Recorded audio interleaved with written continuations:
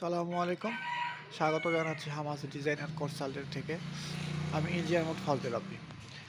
Video শুরুর আগে কিছু কথা বলে নেই।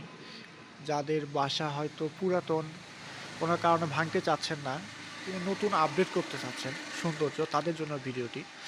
দেখেন, একটু নতুন পুরাতন বাসা দেখতে পাচ্ছেন। মালিকের ইয়ে ছিল নতুন করে সাজানো। তো আমার পরামর্শ অনুযায়ী কাজ হয়েছে, ভিতরেও হয়েছে, এটা বাহিরের সাইড, একদম মেন গেটের সাইড। এখানে আমার কাছে চাইনিজ ডিজাইনে একটা বারান্দা দেওয়া হয়েছে, বারান্দার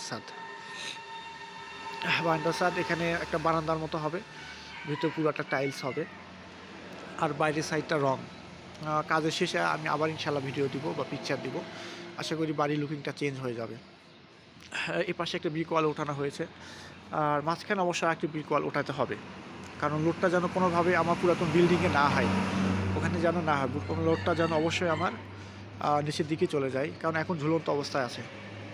লোডটা আমার পুরাতন বিল্ডিংয়ের থেকেই ঝুলে আছে, যেটা উচিত নয়, কারণ যেহেতু পুরাতন বাসা, মাঝখানে একটা উঠাইতে হবে এবং এই সাইডেও একটা ব্রিকওয়াল ওঠানো উচিত। তো যারা একটু পুরাতন বাসা সুন্দর করতে চাচ্ছেন, তারা যোগাযোগ করতে পারেন আমাদের সাথে।